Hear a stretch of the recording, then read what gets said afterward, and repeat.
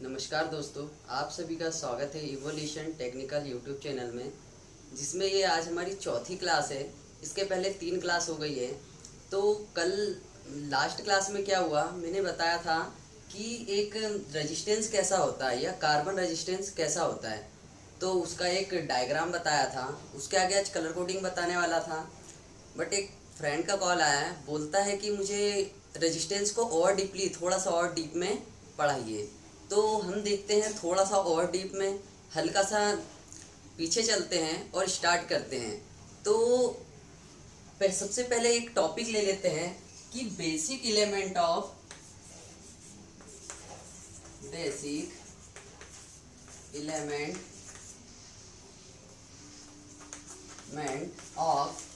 Circuit.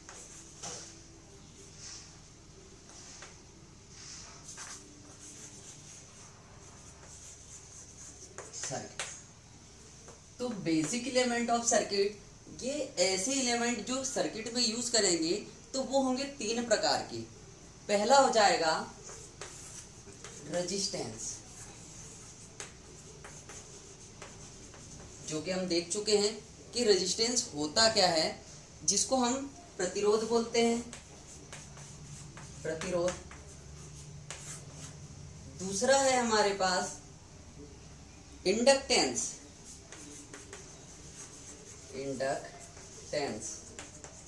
जिसको हम बोलते हैं प्रेरकत्व।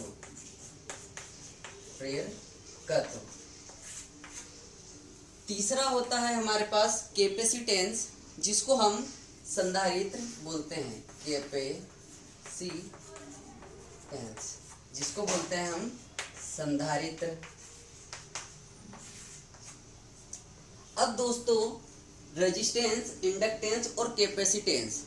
तो रेजिस्टेंस की अगर हम बात करें कि रेजिस्टेंस होता क्या है, तो रेजिस्टेंस हमने देखा कि किसी डीसी सर्किट के करंट फ्लो में आने वाली रुकावट क्या कहलाती है, रेजिस्टेंस। या किसी डीसी सर्किट में करंट फ्लो होने के जो बाधा उत्पन्न करता है वो होता है रेजिस्टेंस। तो रेजिस्टेंस का हमने सिंबल देखा था कि कुछ इस टाइप का होता है। इसका अगर यूनिट की बात करें तो यूनिट देखी थी हमने ओम या ओम, ठीक है। इसके बाद में अगर इसके हम वैल्यू की बात करें तो इसका हमने ओम इज इक्वल टू निकाला था वोल्ट अपॉन एम्पियर। ओम वोल्ट अपॉन एम्पियर, ठीक है दोस्तों। अब इसके बाद में अगर हम देखें इसका और अगर फॉर्मूला देखा था हमने, तो फॉर्मूला बना था अपना R is equal to, R proportional to होता है L/A, और इसी को हमने आगे बढ़ाया था तो कुछ इस तरह से बढ़ाया था, R is equal to rho L/A। अब देखिए दोस्तों, ये जो फॉर्मूला है इसी पे मैं थोड़ा सा डीप में ले जा रहा हूं आपको, तो समझिएगा। पहले हम ओम की बात करें कि ओम क्या है। तो ओम्स जो है, ओम्स का एक लॉ होता है, यानी ओम्स का नियम होता है। और वो जो नियम कहता है कि यदि भौतिक परिस्थिति का ताप नियत हो, अगर हम किसी टेम्परेचर को नियत कर दें, यदि किसी भौतिक परिस्थिति का ताप नियत हो, तो सर्किट में दिया गया जो वोल्टेज होगा वो परिपथ में बहने वाली धारा के व्युत्क्रमानुपाती होगा। जो वोल्टेज होगा उसमें बहने वाली धारा के क्या होगा, व्युत्क्रमानुपाती। अगर हम इसको और आगे सॉल्व करेंगे तो V is equal to R I होगा, और जो यहाँ पर R होगा यही रेजिस्टेंस की वैल्यू को बताएगा, या यही R जो है हमें ओम के नियम में एक मतलब प्रोपोर्शनल की जगह लिया हुआ एक नियतांक होगा। अब बात करते हैं इसके आगे, इसे हटा देते हैं, ये था ओम्स का नियम। अब आते हैं इस फॉर्मूले पे। तो ये फॉर्मूला बताता है 3 नियम, 3 वैल्यू देता है। पहली वैल्यू बोलेंगे कि जो रेजिस्टेंस है, तो रेजिस्टेंस चालक की लंबाई के होता है अनुक्रमानुपाती, मतलब R प्रोपोर्शनल टू L।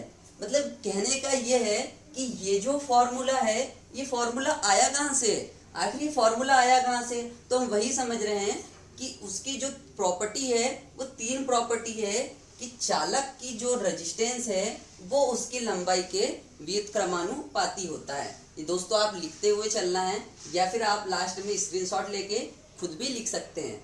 अगर मैं लिखाने बैठूंगा तो शायद ये बहुत लंबा चलेगा लेक्चर, इसलिए।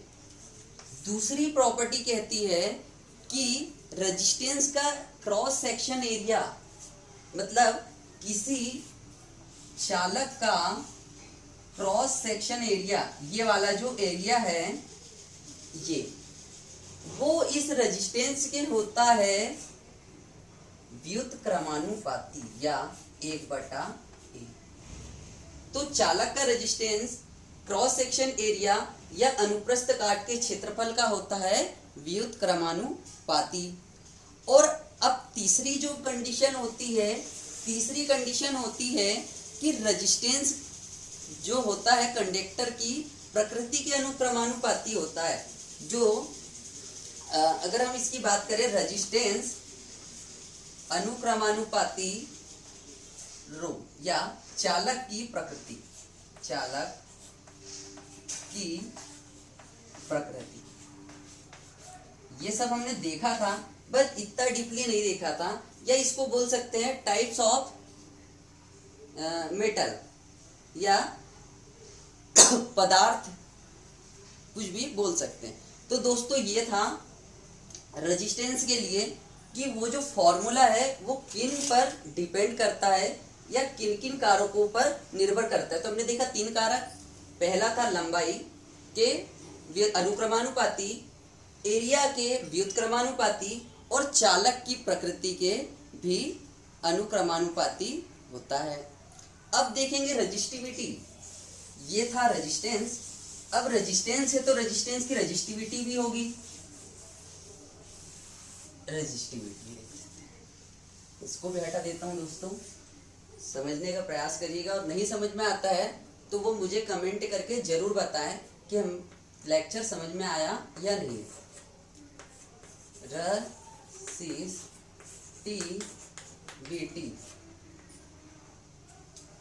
तो रेजिस्टिविटी होती क्या है?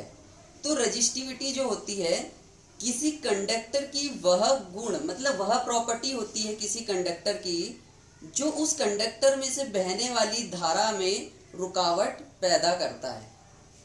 रेजिस्टिविटी वह प्रॉपर्टी होती है कंडक्टर की जो किसी चालक में बहने वाली धारा की का रुकावट करता है।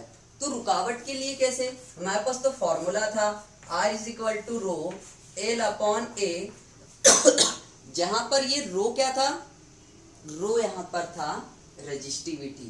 ये जो रो है इसी को हम क्या बोलेंगे? रेजिस्टिविटी।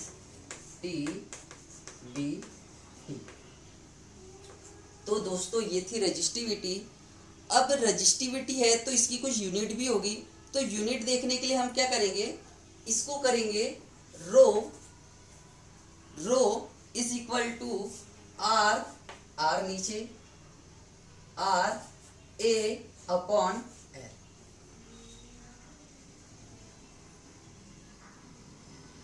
RA/L जो हो गया ये रो का फॉर्मूला हो गया।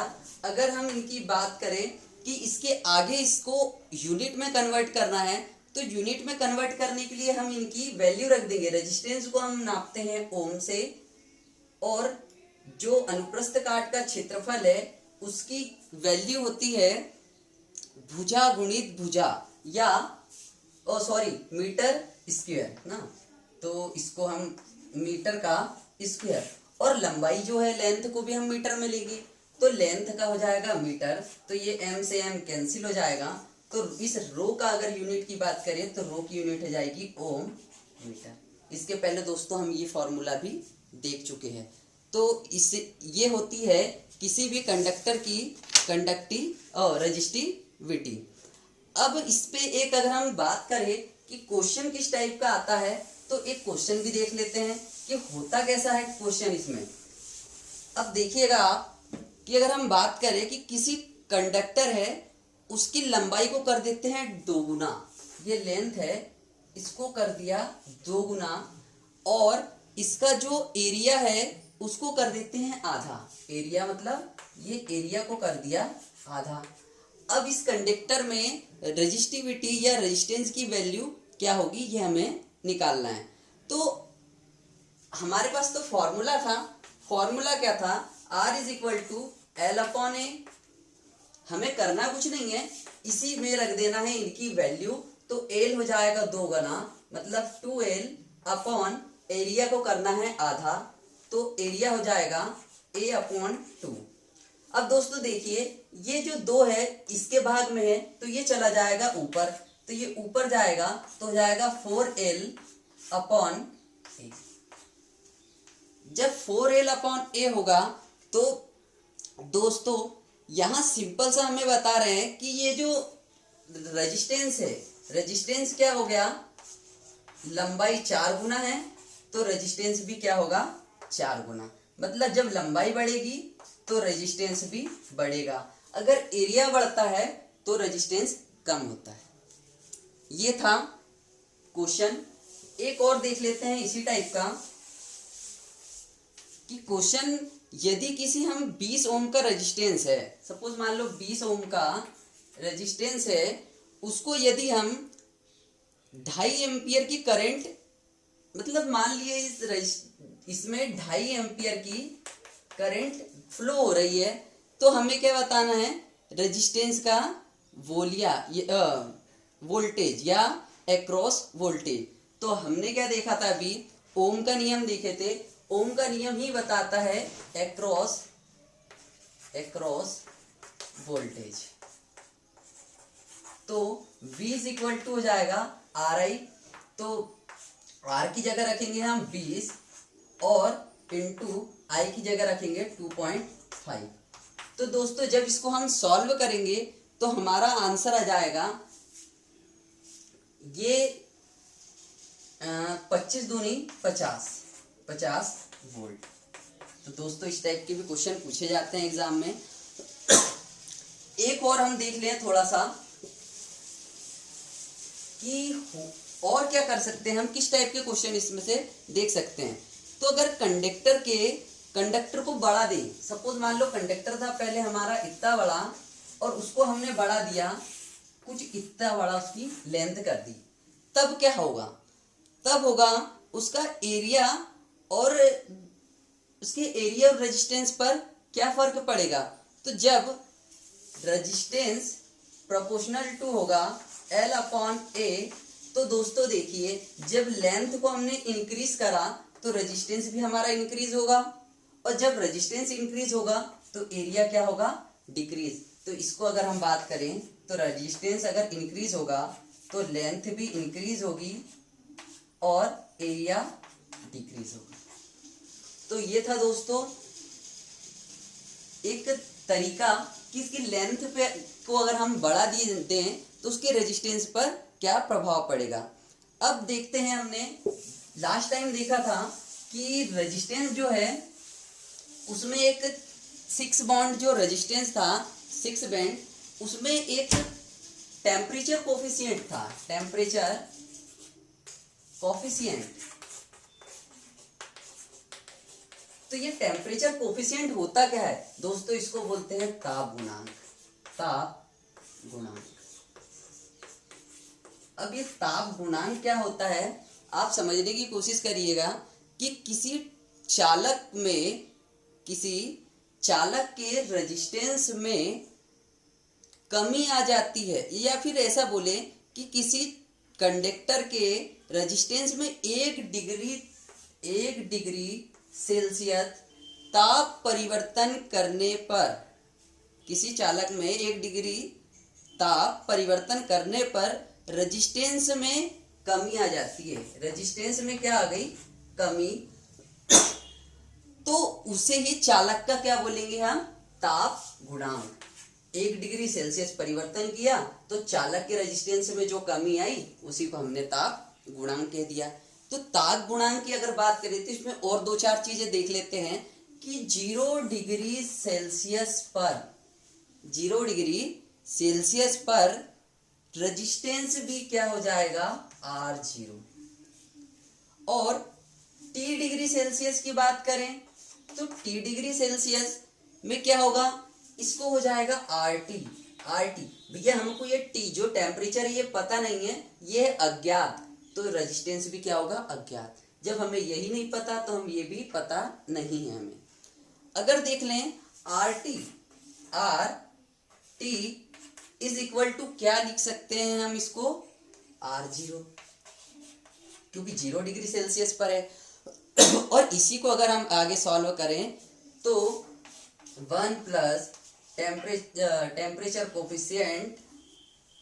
कोफिशिएंट इनटू T, तो ये इसका हो जाएगा फॉर्मूला। जहां बात करें हम कि RO क्या है, ये है 0 डिग्री सेल्सियस पर रेजिस्टेंस, RT क्या है, अज्ञात प्रतिरोध, और T क्या है, टेम्परेचर है, और ये क्या है, ये है टेम्परेचर कोफिशिएंट या ताप गुणांक। ठीक है दोस्तों, अब आगे देखते हैं। अगर टेम्परेचर जो कोफिशिएंट है, जो ताप गुणांक है, ये अगर पॉजिटिव हो तब, टेम्परेचर कोफिशिएंट अगर पॉजिटिव हो तब क्या होगा, अगर टेम्परेचर कोफिशिएंट पॉजिटिव है तो रेजिस्टेंस की वैल्यू क्या होगी, रेजिस्टेंस की वैल्यू बढ़ जाएगी। और अगर नेगेटिव है तो क्या होगा, अगर ये नेगेटिव होगा या ऋणात्मक होगा तो रेजिस्टेंस की वैल्यू क्या होगी, घट जाएगी। ठीक है दोस्तों, अब इसके अगर हम आगे बात करें कि ताप गुणांक, अगर ये तो वोल्टेज है ना, वोल्टेज अगर पॉजिटिव रहेगा तो रेजिस्टेंस की वैल्यू बढ़ जाएगी, वोल्टेज अगर नेगेटिव रहेगा तो रेजिस्टेंस की वैल्यू कम हो जाएगी। अब आया टेम्परेचर, अगर ताप गुणांक पॉजिटिव होगा, ताप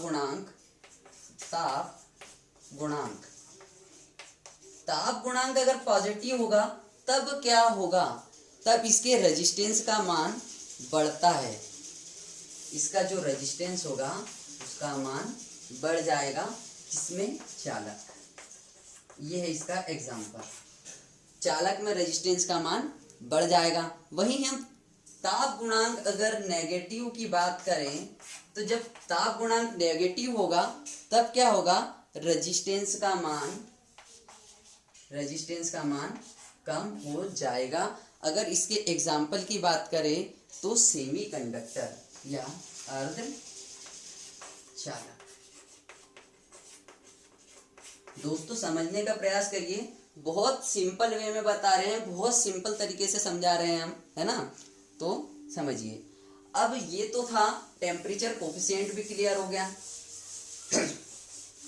अब अगर अगली बात करें तो अगला टॉपिक लेके चलते हैं हम कि टाइप ऑफ रेजिस्टेंस,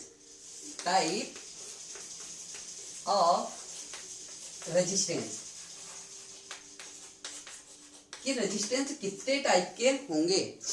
तो दोस्तों रेजिस्टेंस होते हैं 2 टाइप के। पहला होता है कार्बन रेजिस्टेंस और दूसरा होता है वायर बाउंड रेजिस्टेंस। पहला होता है कार्बन रेजिस्टेंस। तो दोस्तों कल जो मैंने बताया था आपको फोर ब्रेंड का, वो जो था वो कार्बन रेजिस्टेंस होता है। कैसा होता है, 1 2 3 और यहाँ होता है 1।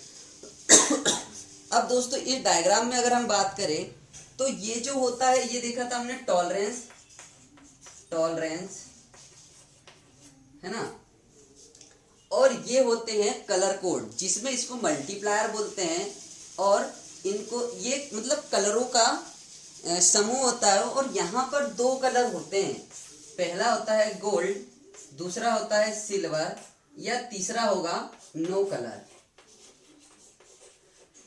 ठीक है दोस्तों, तो ये था टॉलरेंस का, कि टॉलरेंस में 3 कलर होंगे, और इसी को बोलेंगे हम कार्बन रेजिस्टेंस। अब कार्बन रेजिस्टेंस की अगर हम बात करें तो कार्बन और ग्रेफाइट से मिलकर बना हुआ जो रेजिस्टेंस होगा वो होगा कार्बन रेजिस्टेंस, मतलब कार्बन प्लस ग्रेफाइट। तो कार्बन और ग्रेफाइट से मिलकर जो रेजिस्टेंस बना होगा वो क्या होगा, कार्बन रेजिस्टेंस। और इसे बैंड टाइप रेजिस्टेंस भी कहते हैं। क्या कहते हैं इसको, बैंड टाइप रेजिस्टेंस। और कार्बन रेजिस्टेंस का मान जो है 1 ओम से 50 मेगा ओम तक होता है। 1 ओम से 50 मेगा ओम तक इसका मान होता है। और इसकी जो धारा का मान होगा वो 1 वाट से 0.2 वाट तक। करंट का मान 1 वाट से 1 वाट से 0.2 वाट तक होगा। तो दोस्तों ये था कार्बन रेजिस्टेंस के बारे में, उसका है ये डायग्राम। अब एक और बात बता दूं कि ये जो कार्बन रेजिस्टेंस है इसका मान निरंतर, मतलब इसका मान बदलते रहता है, ठीक है। अब दूसरे की बात करते हैं, दूसरा रेजिस्टेंस का टाइप क्या है। दूसरा रेजिस्टेंस होता है दोस्तों वायर बाउंड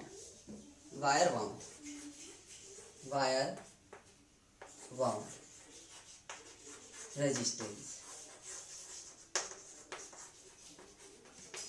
ठीक है दोस्तों। तो वायर बाउंड रेजिस्टेंस किस टाइप के होते हैं, मैं आपको एक डायग्राम से समझाता हूं कि ये होगा एक कंडक्टर जिसको इस टाइप से वायर द्वारा लपेट दिया जाएगा और ये हो जाएंगे उसके 2 कॉन्टेक्टर, है ना। जो कि ये वायर जो होगा ये किसका होगा, नाइक्रोम, ठीक है। और इसका जो मतलब ये इसकी अगर परिभाषा की बात करें तो इसमें रेजिस्टेंस में क्या होगा, कार्बन की नाइक्रोम का वायर होगा जो कि एक पॉजिटिव इंसुलेटर में लपेटेंगे। इसको क्या करेंगे, ये जो होगा पॉजिटिव इंसुलेटर, पॉजिटिव इंसुलेटर पर लपेटा जाएगा,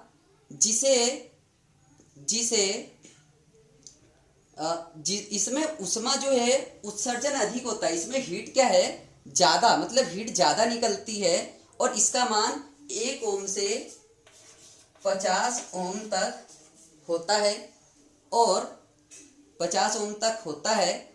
और इसका अच्छा सॉरी है ना, 50 ओम नहीं होगा, ये 50 किलो ओम तक होता है। और इसके धारा का मान 1 वाट से 50 वाट तक होगा, ठीक है दोस्तों। तो ये है वायर बाउंड रेजिस्टेंस। और इसका यूज अगर बात करें तो इसका यूज करते हैं हम, इसका यूज करते हैं लैब में और सब स्टेशन।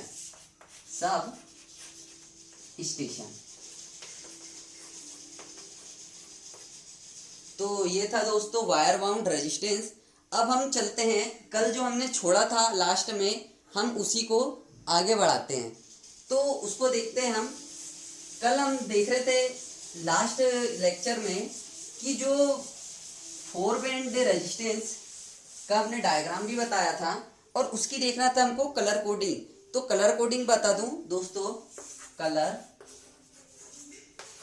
कोडिंग, ठीक। कलर कोडिंग क्या है, तो कलर कोडिंग के लिए आपने अगर पहले पढ़ी होगी तो इसके लिए एक फॉर्मूला हमने बनाया था कि BB Roy Great Britain very good wife. बस उसी को अगर नहीं पता है तो आप समझिए अच्छा यहां देखते हैं सिंबल, यहां देखते हैं कलर, ठीक है। सिंबल, कलर और वैल्यू मल्टीप्लायर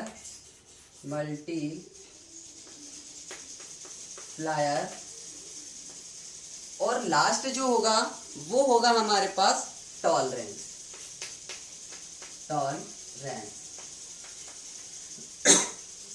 सिंबल की अगर बात करें तो सिंबल वही है बी रॉय ग्रेट ब्रिटेन। और great Britain, very good wife. ठीक है दोस्तों, तो ये हो गया उसका पूरे सिंबल। अगर इनके कलर की बात करें तो इसका कलर हो जाएगा black, brown, red, orange, yellow, green, उसके बाद में ब्लू, वॉयलेट,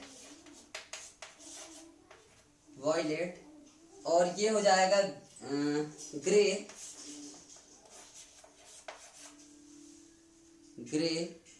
सॉरी है ना, अपन इसको ग्रे, और लास्ट वाला हो जाएगा वाइट। तो ये तो थे दोस्तों नॉर्मल कलर। अब हम बात करते हैं गोल्ड, सिल्वर और नो कलर, है ना। तो यहां लिख देते हैं गोल्ड, सिल्वर और नो कलर। दोस्तों मेरे हिसाब से वहां तक दिख रहा है, नहीं दिख रहा है ना, तो हम वहां तक पहुंचा देते हैं थोड़ा सा। तो दोस्तों देखेंगे अब इसकी अगर हम बात करेंगे वैल्यू की, तो वैल्यू क्या हो जाएगी, वैल्यू इसकी हो जाएगी 0, 1, 2, 3, 4, 5, 6, 7, 8 और जो हो जाएगी 9 कलर यहाँ पर है 1 से लेकर। तो दोस्तों इसके बाद में अगर मल्टीप्लायर की बात करें तो मल्टीप्लायर भी सेम होगा, 10 की घात 0, 10 की घात 1, 10 की घात 2, 10 की घात 3, 10 की घात 4, 10 की घात 5, 10 की घात 6, 10 की घात 7, 10 की घात 8, 10 की घात 9। ये हो गया 9 कलर के, 10 कलर के 9। अब अगर इसके मल्टीप्लायर में इनकी बात करें तो गोल्ड में हो जाएगा 10 की पावर -1 और सिल्वर में हो जाएगा 10 की पावर -2। अब है दोस्तों टॉलरेंस। तो टॉलरेंस में याद रखना है कि जो ब्राउन, रेड और ऑरेंज होता है, ब्राउन, रेड और ऑरेंज, तो पहला छोड़ देंगे और यहाँ लिख देंगे 1, 2, 3 और 4। और ये जो टॉलरेंस होगा दोस्तों ये होगा प्लस माइनस में, plus minus, plus minus, plus minus, plus minus. और इन अच्छा ये होते हैं परसेंट में, होते हैं ये परसेंट में, ठीक है। और गोल्ड और सिल्वर और नो कलर की बात करें तो ये होता है गोल्ड का, गोल्ड है ये हमारा, तो ये हो जाएगा प्लस माइनस 5%, सिल्वर हो जाएगा प्लस माइनस 10%, और जो नो कलर होगा वो हो जाएगा प्लस माइनस 20%। तो दोस्तों ये है थोड़ा सा कलर कोडिंग, आपको मैं थोड़ा नीचे करके दिखा सकूं जिससे आप स्क्रीनशॉट ले लें आसानी से। अब बात करते हैं दोस्तों कि इससे क्वेश्चन कैसे सॉल्व करते हैं ना। तो क्वेश्चन सॉल्व करने के लिए थोड़ी सी अपन जगह देखते हैं, इन्हें ऊपर से यहां से हटा देते हैं। अब एक डायग्राम बनाते हैं कि कैसे सॉल्व करेंगे। तो यह एक रेजिस्टेंस, ठीक है, इसमें है 1, 2, 3 और ये 4 कलर, ठीक है दोस्तों। तो मान लेते हैं कि ये जो है ये है गोल्ड, ठीक है। इसका कलर मान लेते हैं कि ये है रेड, ब्राउन, और इसको मान लेते हैं ये ब्लैक, ठीक है दोस्तों। तो गोल्ड है तो गोल्ड का टॉलरेंस हमने देखा +-5, -5%। ठीक है, अगर हम रेड की बात करें तो रेड के सामने की वैल्यू कितनी है, 2 और अगर हम पहला कलर है हमारे पास रेड, तो रेड के आगे मल्टीप्लायर में देखेंगे कि मल्टीप्लायर में है 10⁻²। तो हम लिख लेते हैं 10⁻² इंटू अगला कलर क्या है, ब्राउन। ब्राउन के सामने है एक लिख लिया, और देखा ब्लैक के सामने है 1 और 0 सॉरी है ना, तो ये लिख दिया 0। तो अगर इसको सॉल्व करेंगे हम तो हमारे पास आ जाएगा 10⁻² इंटू 1, मतलब ये हो जाएगा 100 ओम। ये रेजिस्टेंस की वैल्यू हो जाएगी 100 ओम और ±5%। ठीक है दोस्तों, एक और देखेंगे ऐसे ही सॉल्व करके। अब इसको थोड़ा सा हटा देता हूं मैं और डायग्राम बनाते हैं कुछ इस टाइप का। ये है रेजिस्टेंस, ये है सिल्वर, ये है ऑरेंज, ये ऑरेंज, और ये है रेड, और इसको दे देते हैं हम ब्राउन।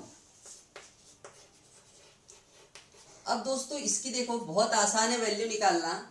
हमको क्या दे रहा है मल्टीप्लायर में, ऑरेंज के आगे देखिए कितना है, 10⁻3।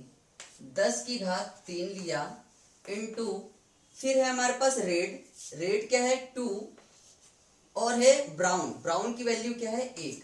तो ये कितना हो जाएगा 12, और ये 3 0 मतलब 3 0 पीछे लगे हैं, और उसी को हम बोलते हैं किलो। तो 12,000 का हो जाएगा 12 kilo ohm, plus minus last में है सिल्वर, और सिल्वर का दिया हुआ है 10%। तो दोस्तों ये हो जाएगी इस कार्बन रेजिस्टेंस की वैल्यू। अगर इसकी हम बात करें कि कार्बन रेजिस्टेंस निकालने के लिए 2 कलर का दिया होता है, 2 कलर जो होते हैं उनको हम साथ में लिखते हैं और मल्टीप्लायर से कर देते हैं गुणा, और जो आखिरी का टॉलरेंस कलर होता है उसको हम क्या करते हैं, साथ में लिख देते हैं कि प्लस माइनस इतना हुआ। अब दोस्तों समझो टॉलरेंस क्या है, देखो है ना टॉलरेंस आया यहाँ, तो टॉलरेंस की मैं एक आपको समझा दूं कि टॉलरेंस क्या होता है ना। फिर उसके बाद में इस क्लास को करेंगे खत्म, और अगली क्लास से कुछ अगला टॉपिक लेके आएंगे। और दोस्तों मेरे हिसाब से ना, मुझे ऐसा लगता है कि अब रेजिस्टेंस में आपको कोई प्रॉब्लम नहीं होनी चाहिए। हमने हर छोटे से 0 से स्टार्ट करा था और यहाँ तक हम पहुँच गए हैं। तो टॉलरेंस क्या होता है, टॉलरेंस, तो दोस्तों अगर टॉलरेंस को समझना है, सपोज मान लो हमें एक वैल्यू दी है, एक वैल्यू मतलब एक हमें वायर काटना है ना। तो इस वायर काटना है, तो इस वायर को काटना है सपोज मान लो 10 मीटर। तो इस वायर को एकदम कंप्लीटली एकदम 100% 10 मीटर काटना संभव नहीं है ना। या तो थोड़ा सा ज्यादा हो जाएगा या तो थोड़ा सा कम हो जाएगा। तो इस पे क्या है, टॉलरेंस रखा जाता है कि इस पर आप प्लस माइनस कुछ भी, जैसे 1 मीटर या 0.1 मीटर है ना, ये टॉलरेंस रखा है। तो हम इसको क्या कर सकते हैं, हम इसको 0.1 बढ़ा सकते हैं और 0.1 घटा सकते हैं। ये है टॉलरेंस। सपोज मान लो 0.5 का टॉलरेंस दिया है इसमें, तो हम क्या करेंगे, इसको कितना काट सकते हैं, हम इसको काट सकते हैं 10.5 भी काट सकते हैं, और इसको हम काट सकते हैं 9.5 भी काट सकते हैं। दोस्तों टॉलरेंस का मतलब होता है कि जो वैल्यू दी होती है प्लस माइनस में, प्लस का मतलब होगा अधिक और माइनस का मतलब होगा कम। तो दोस्तों ये जो टॉलरेंस है ये इसी चीज का है कि कार्बन रेजिस्टेंस की जो वैल्यू है उसमें समथिंग इतना या जो भी वैल्यू परसेंट में दी है उतना हम टॉलरेंस रख सकते हैं, या तो उसका मान इतना ज़्यादा होगा या तो इतना कम होगा, क्योंकि एक्यूरेट मान निकालना तो आसान नहीं है, इसलिए उसमें कुछ टॉलरेंस रखा जाता है। तो टॉलरेंस का मतलब ये होगा। अब एक और बात बता दूं कि मैंने कल बताया था एक 6 बैंड रजिस्टर कार्बन रेजिस्टेंस का, जिसमें 6 बैंड में पीछे होते हैं 2 कलर और यहाँ होते हैं 1 2 3 4। तो दोस्तों 4 कलर ये और 2 कलर ये हो जाता है 6 बैंड रजिस्टर।